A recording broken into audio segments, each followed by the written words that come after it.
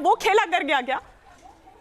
देखिए, ऐसा है कि जिस समय इलेक्शन की डेट अनाउंस हुई थी उस समय में आम आदमी पार्टी के पास एक बहुत बड़ी लीड थी। उन्होंने सारे कैंडिडेट अपने उतार दिए थे और साथ ही आपको ध्यान होगा कि जो 2100 रुपये की स्कीम थी उसके लिए उन्होंने रजिस्ट्रेशन करना शुरू करा, तो फॉर्म भरने के लिए लाइन लगती थी। उस समय आपने देखा होगा कि अरविंद केजरीवाल नैरेटिव सेट करते थे और बीजेपी उसको रिस्पॉन्ड करती थी। लेकिन धीरे धीरे जैसे इलेक्शन की डेट नज़दीक आती गई, हमने देखा कि पूरा का पूरा नैरेटिव बीजेपी सेट करने लगी और आम आदमी पार्टी कहीं बैकफुट में आ गई।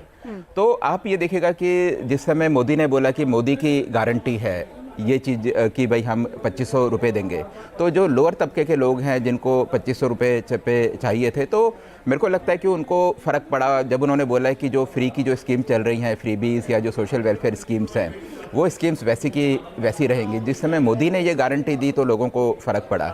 और मिडिल क्लास की हम बात करें तो मिडिल क्लास, क्योंकि करप्शन, मिडिल क्लास आम आदमी पार्टी को एक एंटी करप्शन के तौर पर देखती थी, लेकिन करप्शन आम आदमी पार्टी के ऊपर ऐसा चिपका कि इनके कई सारे नेता तो जेल के अंदर ही थे, तो मिडिल क्लास इनसे अलग हट गई थी। तो मेरे को लगता है कि उसका एक बड़ा कारण ये भी है।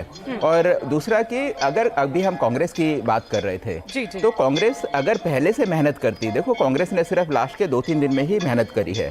कांग्रेस की जो सेंट्रल लीडरशिप है, चाहे राहुल गांधी हो चाहे प्रियंका गांधी हो, आपको ध्यान होगा कि पहले उन्होंने अपनी पब्लिक मीटिंग अनाउंस करी, उसके बाद उसको उन्होंने कैंसिल कर दिया, और जो भी 5-6 कैंडिडेट जो फाइट कर रहे थे वो अपने दम पर ही फाइट कर रहे थे।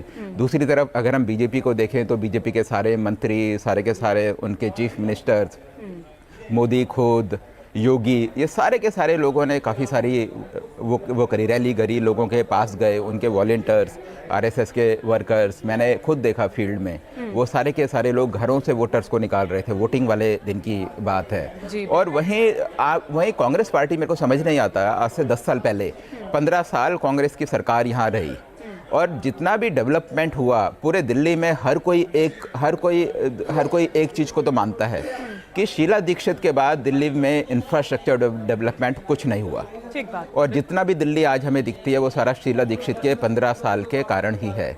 लेकिन इस सब के बावजूद भी कांग्रेस की ये हालत है, कांग्रेस वाले करने को तैयार नहीं है। आज अभी भी देखो, मैं देख रहा हूँ इलेक्शन कमीशन की वेबसाइट, तो कांग्रेस को 7% वोट मिला है, पिछली बारी 4% से कम था, तो 3% का उसमें जंप है। लेकिन अगर यही मेहनत करते ये लोग तो मेरे को उम्मीद है कि ये 12% तक जरूर जाता।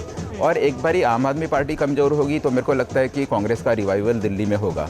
और एक और बात मैं आपको बताऊं कि बीजेपी और आम आदमी पार्टी के बीच 5% से भी कम का गैप है, जो हमें लगता था कि काफ़ी ज़्यादा होगा, लेकिन सीटों में जो रिफ्लेक्शन है वो काफ़ी ज़्यादा है। बिल्कुल। और यहाँ पर हम देख पा रहे हैं, साथ ही साथ हम लगातार तस्वीरें भी दिखा रहे हैं, मिल्कीपुर की भी तस्वीरें थोड़ी देर पहले हम वहाँ पर पूजा पाठ करते हुए दिखा रहे थे।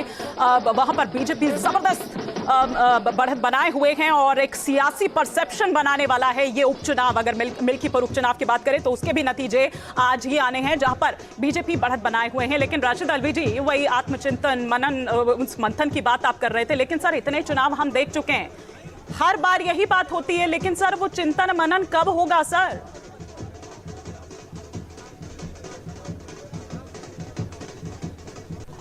आपकी बात ठीक है। आपका ये सवाल सुन के मैं शर्मिंदा हूं कि हर चुनाव के बाद हमें यही कहना पड़ता है कि हम चिंता करेंगे, चिंतन करेंगे, और उसका यही नतीजा निकलता। मैं आपकी बात, अभी जो साहब बोल रहे थे, मैं उनकी बहुत सारी बातों से इत्तेफाक करता हूँ। भारतीय जनता पार्टी के बड़े बड़े नेता दिन में 9 पब्लिक मीटिंग कर रहे थे, हर तरीका इस्तेमाल कर रहे थे। हम उनके बराबर की मेहनत दूर दूर तक नहीं कर पाए। लेकिन साथ साथ मैं ये भी कहूँगा कि जो तरीक़ाकार बीजेपी ने अपना रखा है वो देश के हित में नहीं है, वो लोकतंत्र को मजबूत नहीं करता। आप शायद मुझसे ज़्यादा जानती होंगी, मुझे भारतीय जनता पार्टी के एक बड़े नेता ने, जो मेरे मित्र हैं, उनका नाम नहीं लेना चाहता, हर रोज़ झुग्गी झोपड़ियों में पैसा बटा, हर रोज़ घरों से पैसा बांटा गया। आपने जो काम केजरीवाल कर रहा था वही आप कर रहे हैं कि हम 2500 रुपये देंगे।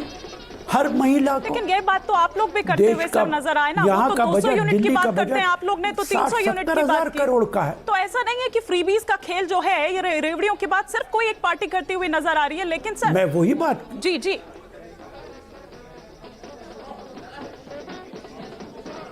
देखिए ये काम शुरू किया केजरीवाल ने, और उसके पीछे पीछे सारे राजनीतिक दल दौड़ रहे हैं। मैं यही तो बात कह रहा हूं आपसे। अगर हम कह रहे हैं तो हम भी गलत कर रहे हैं। हमें अपनी नीति लेके जानी चाहिए, ये नहीं है कि केजरीवाल के पीछे दौड़ना चाहिए। और मैं बड़ी आपसे भी कहता हूं, आप सारी चीजों को जानती हैं, दिल्ली का बजट 70,000 करोड़ है।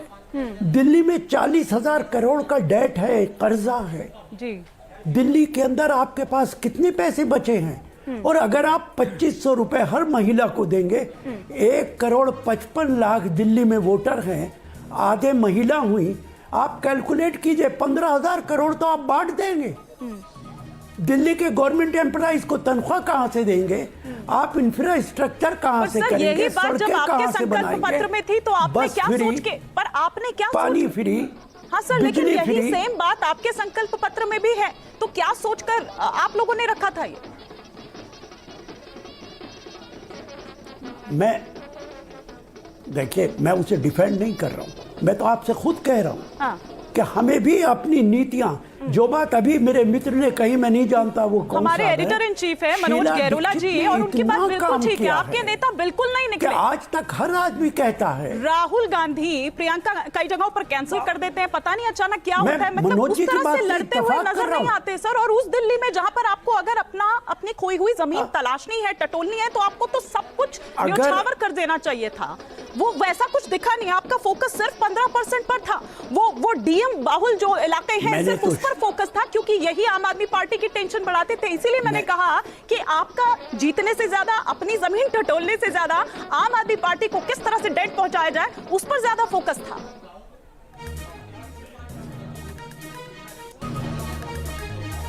देखिए, बिल्कुल आप ठीक कह रहे हैं। हमें न सिर्फ ये कि चिंतन करना पड़ेगा, बल्कि नेताओं की और वर्कर्स की अकाउंटेबिलिटी तय करनी पड़ेगी। जो लोग गलत मशवरा दे रहे हैं, उनके बारे में सोचना पड़ेगा कि इन लोगों ने क्या राय दी थी। जब तक हम अकाउंटेबिलिटी तय नहीं करेंगे, तब तक अच्छे नतीजे नहीं निकल सकते। कहीं कोई दो राय नहीं। मैं आपकी बात से, ऐसा नहीं है कि मैं जिद करूं आपसे कि नहीं, ऐसा नहीं है। और अभी तो नतीजे इब्तदाई दौर में हैं और कांग्रेस सरकार बनाएगी। मैं देखता था बहुत सारे दोस्तों के बयानात कि कांग्रेस दिल्ली के अंदर सरकार बनाएगी। मुझे अफसोस भी होता था और सोचता भी था कि किस बुनियाद पे ये फैसला कर रहे हैं। लेकिन ये जरूर है कि इस देश को सिर्फ कांग्रेस पार्टी बचा सकती है, कोई दूसरा। लेकिन सर, अभी उसको पहले बचाने की बात है, क्योंकि वो कहीं उस तरह से दिखाई दे नहीं रही है, बल्कि आप ही के जो सहयोगी हैं, आप तो खैर वो ब्लॉक भी नहीं रहा, वो ब्लॉक भी नहीं रहा। रुझान में बढ़त है और मुझे लगता है कि ये थोड़ा देर इंतजार करेंगे हम, इससे भी बेहतर टैली आके रुकेगी, ऐसा मेरा विश्वास है।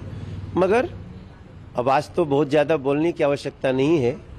ये जरूर दिख रहा है कि दिल्ली की जनता ने मोदी जी की गारंटी को स्वीकार किया है और यही फाइनल टैली होगी, ऐसा मेरा विश्वास है। देखिए, इस बार मनीष जी ट्रेंड दिखने को मिल रहा है, जैसे पहले 2 बार में दिखा था कि पूरी तरह से एक तरफा दिखा था, लेकिन इस बार जो है बीजेपी की तरफ भी काफी ज्यादा बढ़त है। तो क्या वजह रही है? दिल्ली वालों की नाराजगी है, क्या है? देखिए, इसमें कोई दो राय नहीं है। दिल्ली का प्रत्येक तबका अब आम आदमी पार्टी से दूर हो गया है। रुझान में वो दिख रहा है, एग्जिट पोल में भी दिख रहा था, और मुझे लगता है कि आज रिजल्ट वैसा ही होगा कि आम आदमी पार्टी ने जिस प्रकार से अकर्मण्यता दिखाई, जैसे उन्होंने जनता को तकलीफ दिया, स्वयं भ्रष्टाचार किया, शीश महल की प्रवृत्ति रही, तो आज जनता उसका रिजल्ट दे रही है। और मुझे पूरा विश्वास लगता है कि अंत तक ऐसे ही रिजल्ट आएगा। एक और जो चीज देखने को मिल रही है कि अभी तक कांग्रेस का कहीं अकाउंट खुलता हुआ नहीं दिख रहा है इस बार। नहीं, कांग्रेस अभी किसी तरह, मुझे लगता है कि जो मैं वोट शेयर देख रहा हूं, तो लगता है कांग्रेस अपने भविष्य को लेकर के चिंतित दिख रही है, लेकिन खाता खोलने का तो मुझे भी कहीं से अंदेशा नहीं दिख रहा। तिवारी को आप यहाँ पर सुन रहे थे और वो तो हालांकि इतने पर भी रुकने को नहीं मान रहे। वो कह रहे हैं कि अभी और आगे जाएगा ये आंकड़ा। और अगर उन्हीं के इलाके की बात करें, नॉर्थ ईस्ट दिल्ली की अगर पूरी हम बात करें तो अच्छी खासी वोटिंग हुई है सर, सबसे ज्यादा वोटिंग वहां पर। और हमारे साथ मेट्रोइज के editor in chief Manoj Kumar Singh भी इस वक्त जुड़ गए हैं। मनोज जी, आपके आंकड़ों से मैच कर रही है ये टैली?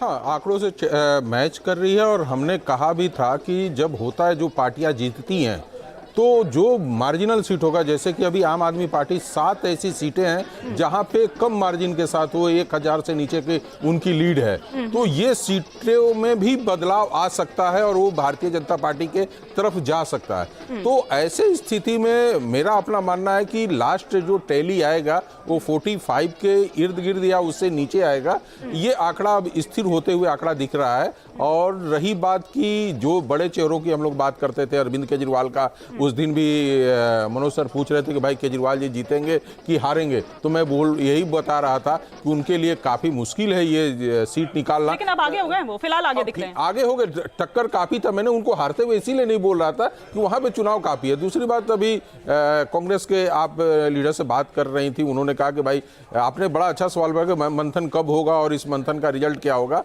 देखिए, दिल्ली का चुनाव कांग्रेस के लिए इससे बेहतर कभी मौका नहीं देता अपने आप को खड़ा करने के लिए। और आज उसको जो वोट आम आदमी पार्टी ने जो कांग्रेस से अपने पास वोट लेकर आई थी, ये उसी करप्शन को लेकर आप आगे बढ़े होते और अपने वोटरों को खींच कर लाते। जीत का कोई अलग, लेकिन कांग्रेस को ये लगता है कि हम आम आदमी पार्टी को जिताकर बीजेपी को रोक लेंगे और यही सबसे बड़ा काम माने मुझे लगता है आम आदमी पार्टी को हराने के लिए खड़ी हुई थी, ऐसा लग रहा नहीं लग रहा था उनको। उन्होंने बैक किया जो नहीं, प्रियंका और राहुल का जो प्रचार नहीं हुआ, उनको यह लग रहा था कि शायद हम ज्यादा जोर लगाएं और कांग्रेस के तरफ वोट आए तो भारतीय जनता पार्टी को इससे फायदा होगा। लेकिन वो भारतीय जनता पार्टी को रोकने के चक्कर में मुझे लग रहा है कि जिस तरीके से रीजनल पार्टियों को बढ़ा रहे हैं वो उनके लिए सबसे ज्यादा घातक होते जा रहा है। ये दिल्ली की बात नहीं कर रहा हूं, ये तो सभी जगह दिख रहा है। और हर जगह आप देख रही होंगी कि वो सेकेंड पार्टी बनते जा रही है रीजनल पार्टियों के साथ में। तो कांग्रेस को यहां खड़ा होने के लिए कम से कम प्रयास करना चाहिए था। चाहे वो बीजेपी सत्ता में आती, आपको लड़ाई तो बीजेपी से ही लड़नी है ना केंद्र में आने के लिए। तो आपको एक बड़ा गैप को पाटना था जो आपने इस मौके को गवाया है। अगर वो साथ में लड़ते तो क्या इसका इम्पैक्ट कुछ और होता? नहीं, ऐसा कुछ नहीं दिख रहा। लेकिन हाँ, ये जो फिगर जो लग रहा है कि भारतीय जनता पार्टी 40 से ऊपर जा रही है, हो सकता है कि उस गैप को कम करते और ये त्रिशंकु यहाँ पे विधानसभा का भी एक चीजें दिखता। लेकिन उनके न लड़ने से मैं यही कहूंगा कि 5-6 सीटें ऐसी हैं जहां पे उनके न लड़ने से आम आदमी पार्टी को फायदा होता। ठीक है मनोज सर, कांग्रेस का फोकस दलित मुस्लिम जो बाहुल सीट हैं उन पर ज्यादा यहां पर नजर आ रहा था और ये माना जा रहा था कि यही आपकी टेंशन बढ़ा रहा है। लेकिन अगर कांग्रेस गिरती है तो इसका फायदा वहां आम आदमी पार्टी को हो सकता है। लेकिन